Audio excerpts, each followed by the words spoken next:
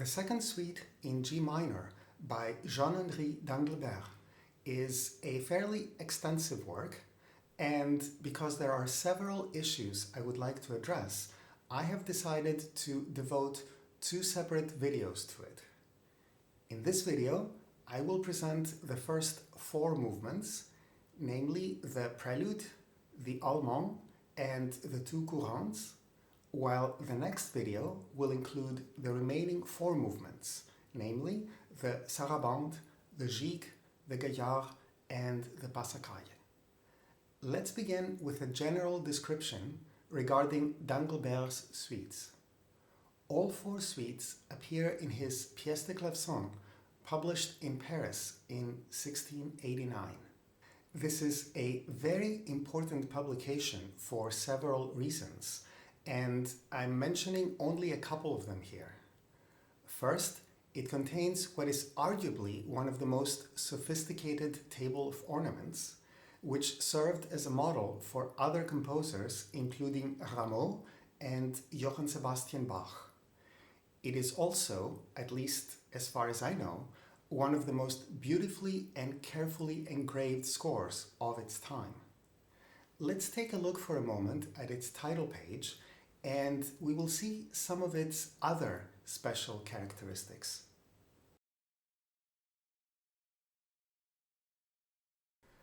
One very interesting aspect of this publication is that it contains what is labeled as Les Principes de l'accompagnement. This is a section of the book explaining some of the basics of continual playing, so this publication is also an invaluable source for anyone interested in realizing figured bass. Perhaps the most important detail for this presentation is the text around the middle of the title page that basically says that there are various chansons, ouvertures, and other airs by Lully. And basically what this means is that d'Anglebert has included in this volume his harpsichord arrangements of orchestral music from Lully's operas. These arrangements are grouped together with the four suites of d'Anglebert's original harpsichord pieces based on their tonality.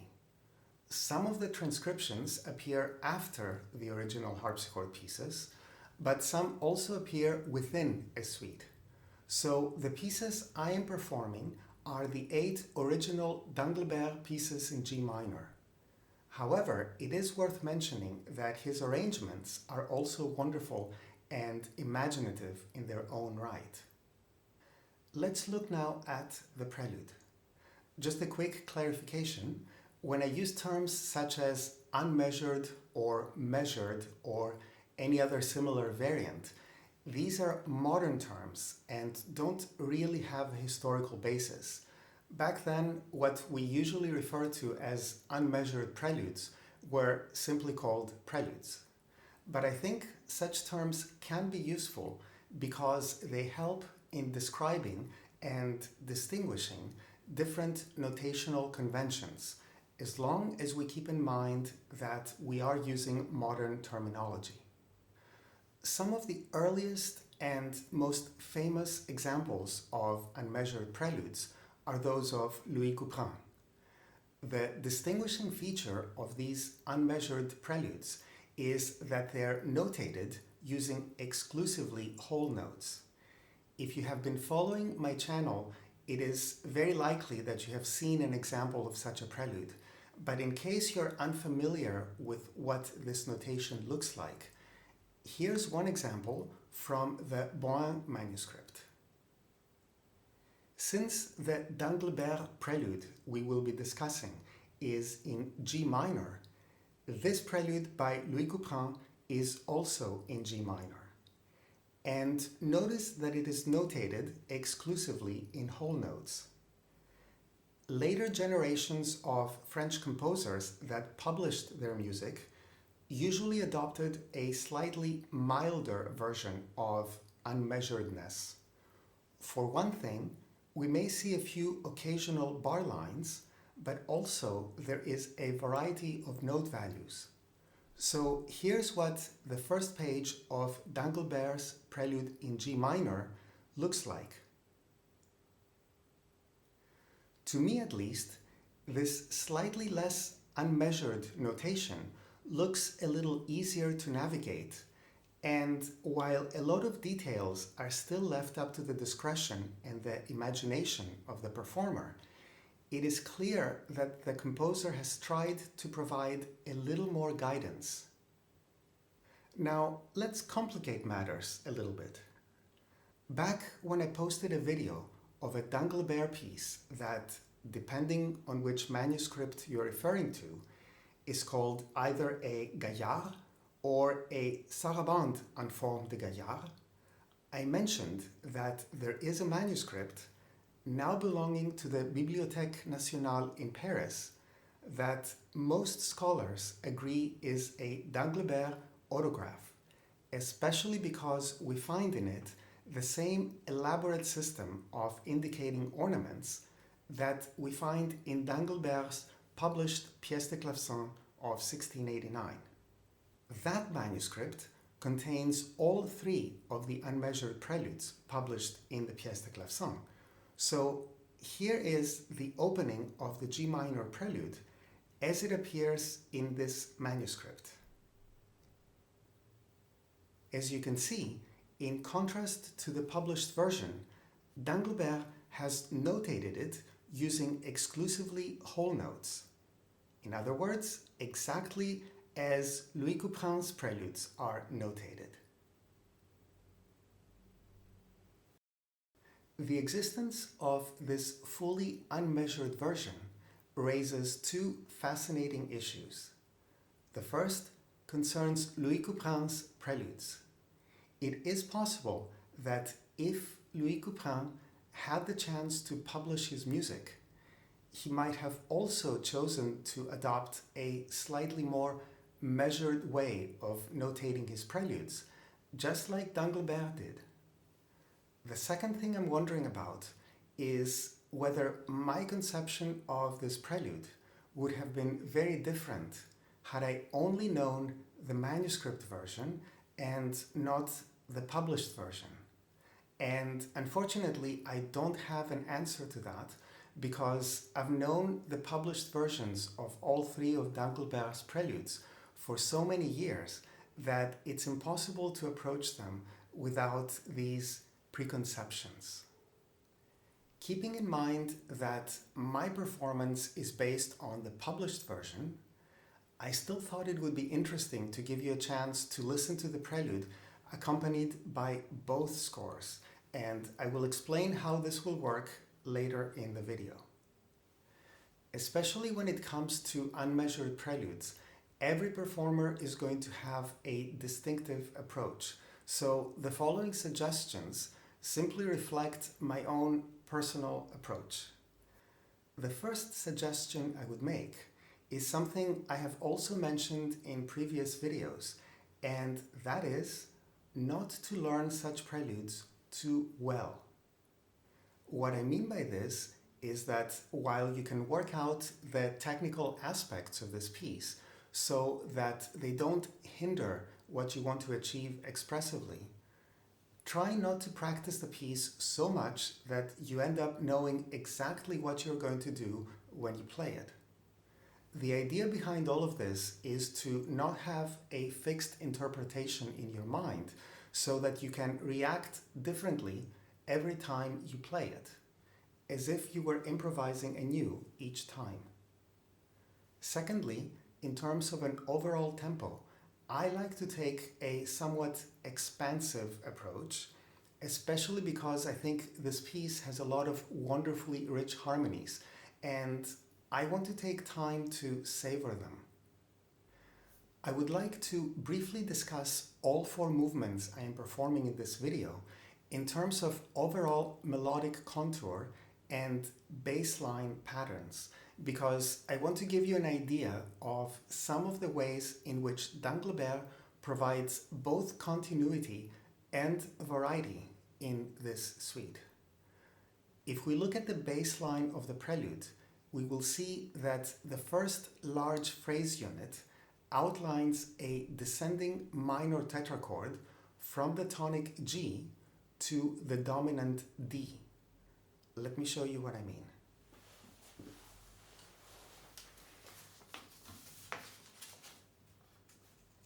Now, I'm not going to perform this as you will hear it in the actual recording, simply because now I want to demonstrate what is happening with the bass line. Now, what is going to happen, at least at the very beginning, is that we are going to be kind of being stuck, let's say, to a G, as if this were a pedal point. So, and then we have a melody and some harmonies changing above that.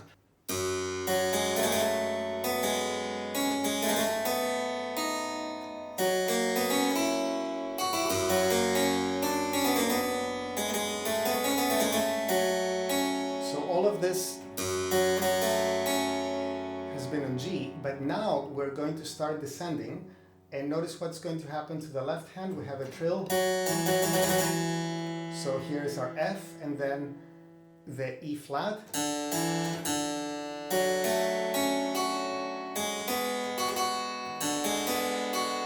And then now the D.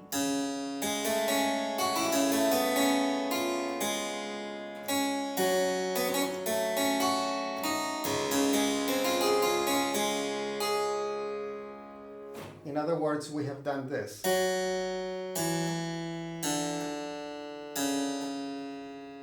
That's the basic progression. And very briefly, I also wanted to mention something about the last chord that I played.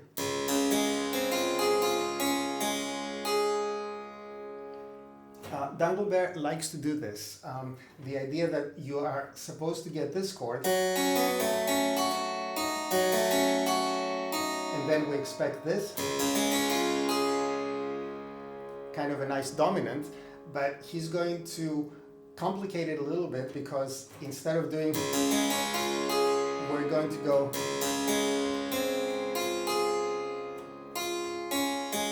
So first we get this little non-chord tone, and then we're going to end with a proper dominant chord. As for the overall melodic contour, we start at a relatively low range of the instrument, as you heard.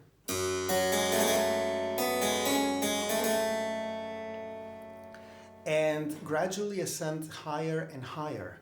Once we get to the point where the highest notes center around F, F sharp, and G, something that occurs a little after the midpoint of the piece, the music is going to linger there for a while and then gradually descend back to the lower regions of the harpsichord where the piece began. Let me show you a little bit of this too. So now I've moved a little further into the prelude.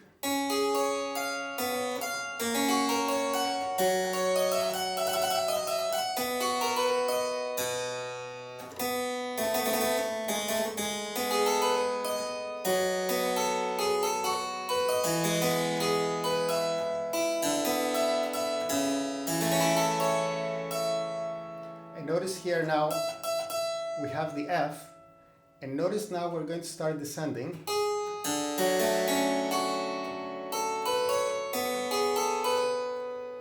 E flat, now D,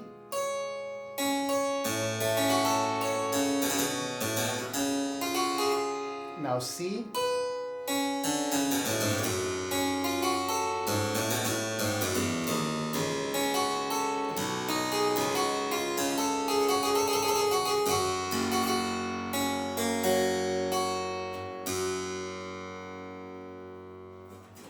so for the end, we have gone back down to where we were pretty much when the piece began. In the Allemande, those two elements are going to be reconfigured. The opening bass line is still going to outline a G to D progression. This time, however, there is an ascent rather than a descent. So let me show you that for a moment.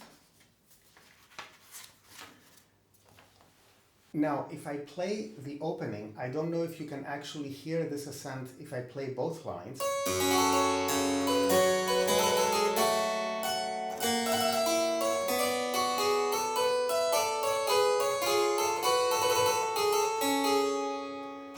But if I play just the bass line,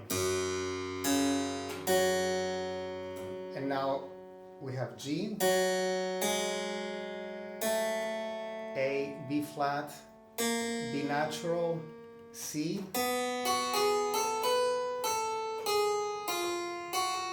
and then finally the D. So now we've gone with a little chromaticism in the middle. The melodic trajectory is going to pretty much follow the opposite direction of that and is also going to be different to what we saw in the prelude. This means that in both sections of the Allemande, we're basically going to start at a higher range and gradually descend as we approach the end of each section. So you notice that we went fairly high in the range of the instrument at the very beginning.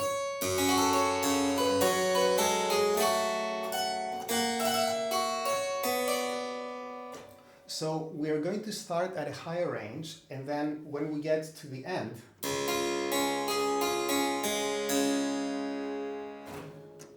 we're down here. The same type of thing is going to happen in the second section, because we're actually going to start with one of the highest notes that we're going to find in the entire piece, and then slightly higher,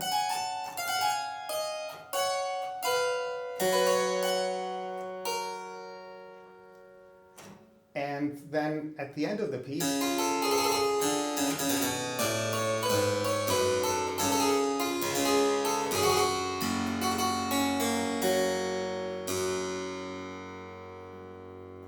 so again, we start at a higher range and we gradually descend to a lower range of the instrument as we get to the end of the section. The opening bass line in both courantes is similar to what we saw in the prelude. In other words, we have a descending minor tetrachord from G to D. And let me show you what I mean. Now, just for a moment, I'm starting the first courante so you can hear very briefly what it sounds like.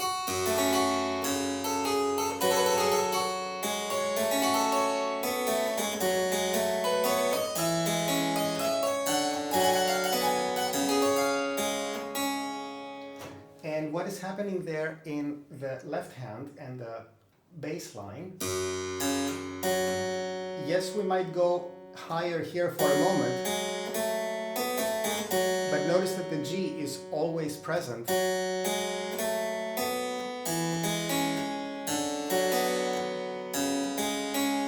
So again,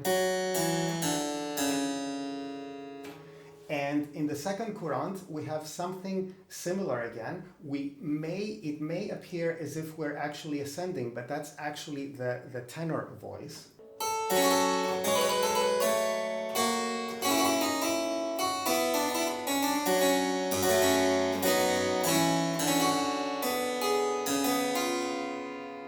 So what is happening is this.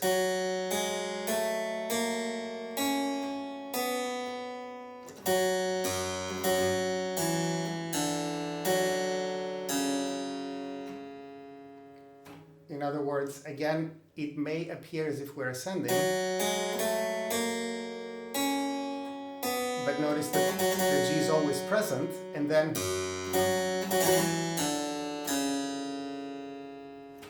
we have, again, the descent from G to D. But in terms of melodic trajectory, the two courantes follow different paths.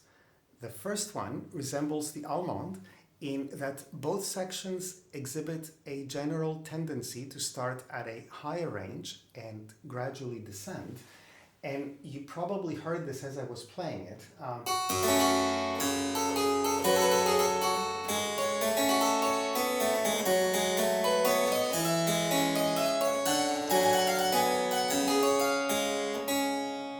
So we are at a fairly high range of the instrument, and then we are slowly going to start descending towards the end of the section, and we're going to have the same thing in the second section of this first courante, because we start fairly high.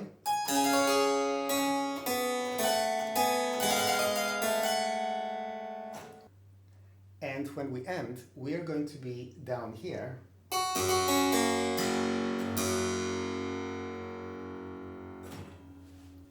In the second courante, by contrast, the melodic contour is closer to what we see in the prelude, which means that in both sections, the melody gradually ascends until the middle or a little after the middle of the section, and then again gradually descends as we move towards the final cadence.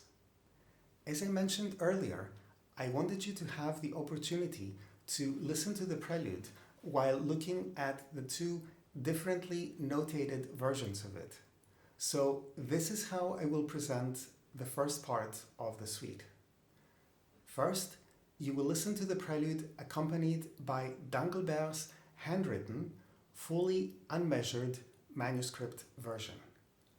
Then, you will listen to the prelude accompanied by the Pièces de clavecin edition of 1689, followed by the Allemande and the two Courantes, with the score continuing to be the Pièces de clavecin edition of 1689.